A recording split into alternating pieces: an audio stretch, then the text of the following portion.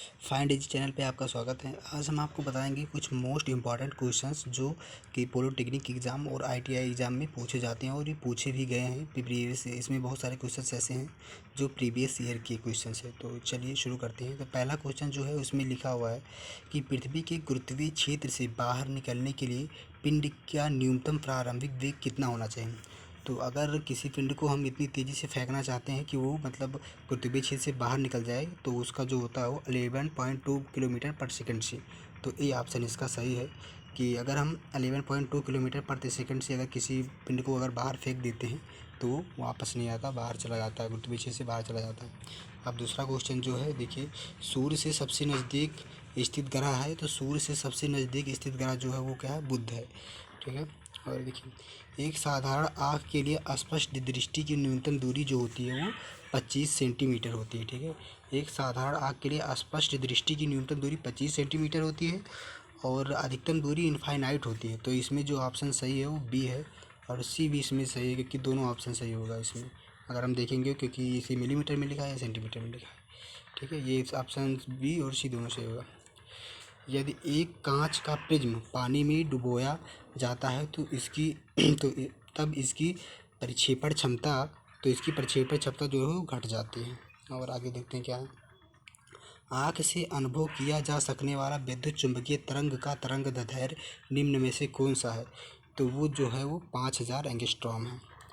और उसका और आगे का क्वेश्चन जो देखते हैं, उल्का एक प्रकार का क्या है। तो उल्का एक प्रकार का आकाशीय पत्थर है। ठीक है, आकाशीय पत्थर होता है उल्का जो होता है। और आगे का क्वेश्चन जो है इसमें लिखा है, चुंबकीय क्षेत्र में स्थित एक प्रोटॉन पर लगने वाला बल होगा। तो चुंबकीय क्षेत्र में अगर स्थित है प्रोटॉन तो उसमें जो बल लगेगा वो शून्य लगेगा, और अगर वो मूव कर रहा है तो बल नहीं लगेगा। अगर वो मूव करेगा, अगर देखिए, अगर वो पिंड अगर स्थिर है चुंबकीय क्षेत्र में तो कोई फोर्स नहीं लगेगा उस पर। ठीक है, तो डी ऑप्शन सही है। और अगर वो मूव कर रहा है तो उस पर फोर्स लगेगा।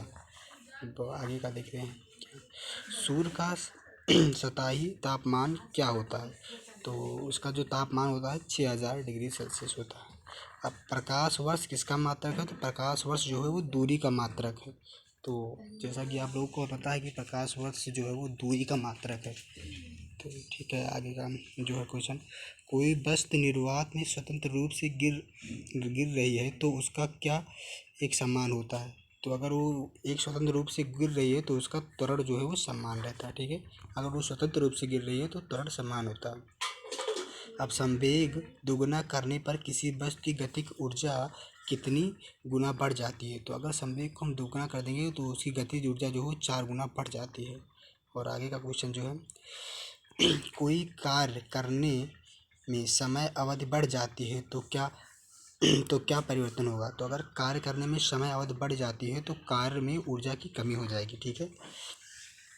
अब नदियों में पानी बहने के लिए निम्न में से कौन सा बल लगता है। तो नदियों में पानी बहने के लिए घनत्व बल लगता है। और फिर आगे का क्वेश्चन देखते हैं, निम्न में से कौन सा प्राथमिक ईंधन नहीं है। तो प्राथमिक ईंधन जो है वो चारकोल, ठीक है, नहीं है, और बाकी सब प्राथमिक ईंधन है। अब आगे का क्वेश्चन तो देखते हैं, जब नमक को बर्फ़ के साथ उचित रूप से मिश्रित किया जाता है तो बर्फ़ का गलनांक जो होता है वो क्या होता है, कम हो जाता है। ठीक है। और आगे का क्वेश्चन जो देखते हैं 6 नंबर का है, किसी बिलियन में 1 लीटर में उपस्थित विलेय के ग्राम अणुओं की संख्या को कहा जाता है। तो कहा जाता है मोलरता। 370 नंबर क्वेश्चन जो है, किसी विद्युत अपघट्ट में होकर विद्युत प्रवाह किसके गमन के कारण होता है। तो विद्युत प्रवाह जो होता है गमन आयनों के कारण होता है। ठीक है, किसी विद्युत अपघट्ट में से होकर विद्युत प्रवाह किसके गमन के कारण होता है। तो आयन के कारण होता है।